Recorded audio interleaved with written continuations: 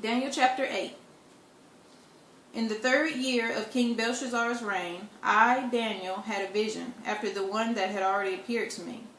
In my vision I saw myself in the citadel of Susa, in the province of Elam. In the vision I was beside the Ulai Canal. I looked up, and there before me was a ram with 2 horns, standing beside the canal. And the horns were long. One of the horns was longer than the other, but grew up later. I watched the ram as it charged toward the west, and the north, and the south. No animal could stand against it, and none could rescue from its power. It did as it pleased, and became great. As I was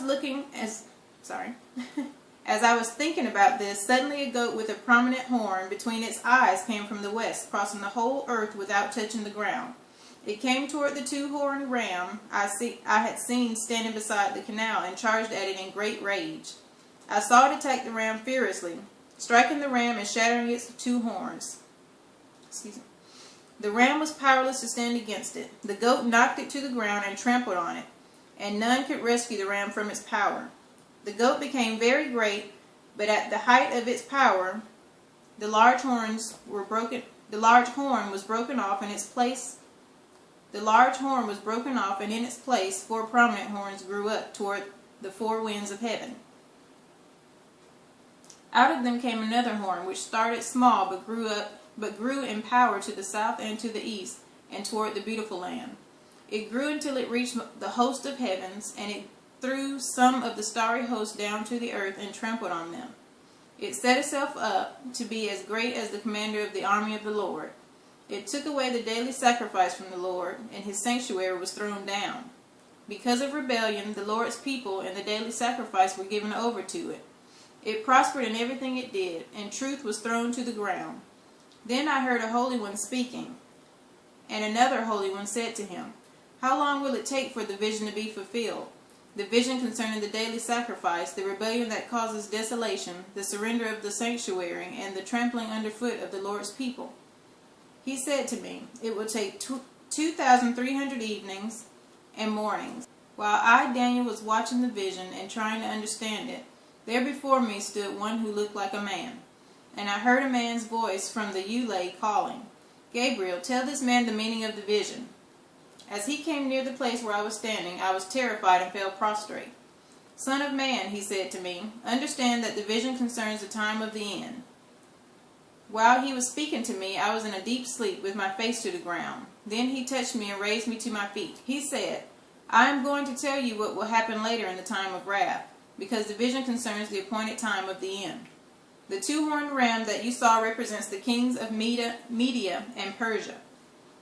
The shaggy goat is the king of Greece, and the large horn between its eyes is the first king.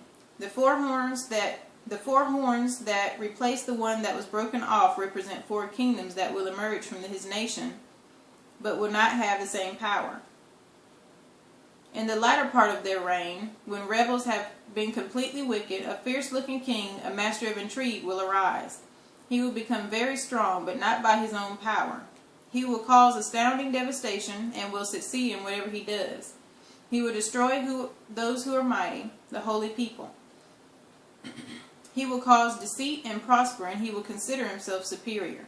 When they feel secure, he will destroy many and take his stand against the prince of princes. Yet he will be destroyed, but not by human power. The vision of the evenings and mornings that has been given to you is true, but seal up the vision, for it concerns the distant future."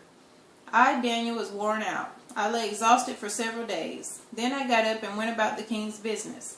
I was appalled by the vision. It was beyond understanding. That sounds to me a little bit like Revelation. Okay, now I'm going to go to my study Bible. I'm going to read the notes that are in here for chapter 8. Okay. Verse 1. As with chapter 7, this chapter precedes chapter 5. Chronologically, the dream probably occurred in 551 BC when Daniel was about 70 years old. Chapters 7 and 8 correspond with the 1st and 3rd years of Belshazzar and belong chronologically between chapters 4 and 5. Chapter 9 took place at approximately the same time as chapter 6. It gives us more details about the Medo-Persian and Greek empires and two world powers that ruled after Babylonia. Okay? So that's just to help you follow along. Just in case you're like, didn't Belshazzar die? Okay, verse 2. Susa was one of the capitals of the Babylonian Empire, located in what is now Iran. Susa was a well-developed city. It was the winter capital of the Persian Empire and a mighty fortress citadel. In this vision, Daniel saw himself in this important location. The earliest known code of law, the Code of Hammurabi, was found there. Susa rivaled Babylon itself in cultural sophistication. Okay. Verse 3. The two horns were the kings of Media and Persia. That's in you can see more about that in verse 20. The longer horn represented the growing dominance of Persia in the Medo-Persian Empire. The goat represented Greece, and its large horn Alexander the Great, which is mentioned in chapter 8, verse 21. This is an amazing prediction because Greece was not yet considered a world power when this prophecy was given. Alexander the Great conquered the world with great speed and military strategy, indicated by the goat's rapid movement. Shattering both horns symbolized Alexander breaking both parts of the Medo-Persian Empire. Okay. Alexander the Great died in his 30s at the height of his power. His kingdom was split into 4 parts under 4 generals.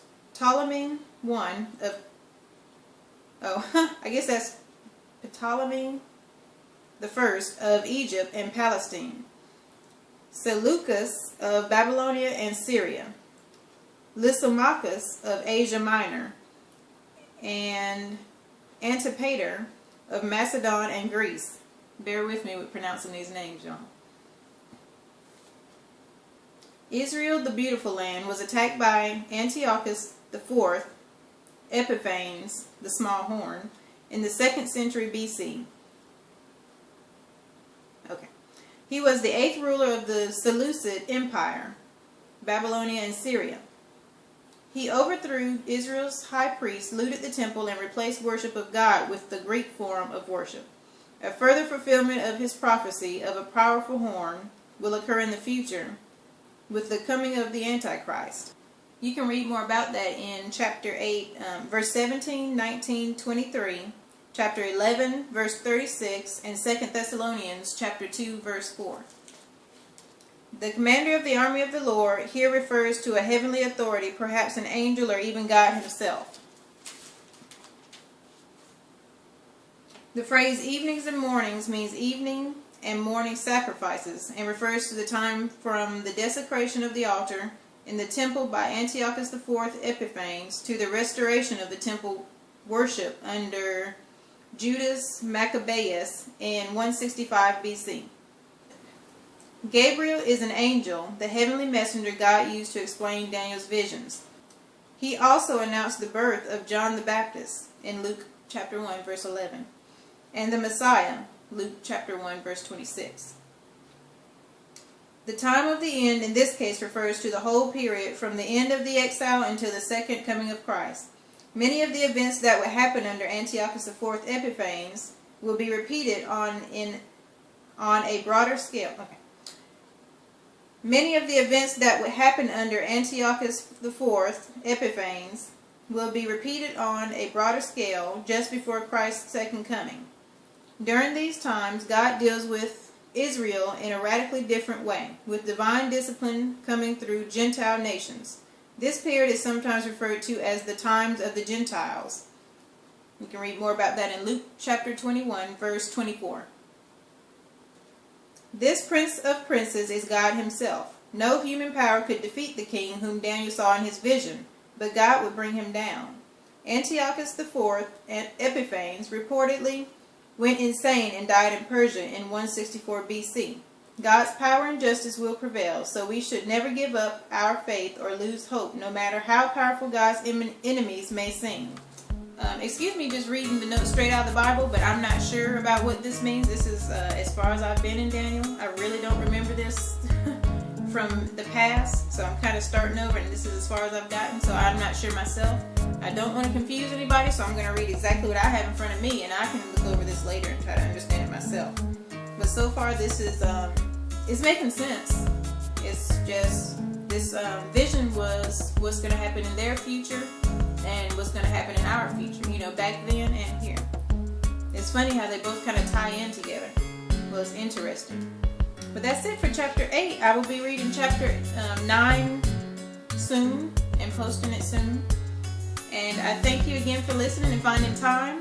And don't forget to try to find time every day, or just as often as you can, to read, even if it's just a chapter. Squeeze in what you can. I'm not going to go through that whole lecture again because I do that at the end of just about all my videos. But that's it. And I showed you my Bible already, so I don't have to do that again either.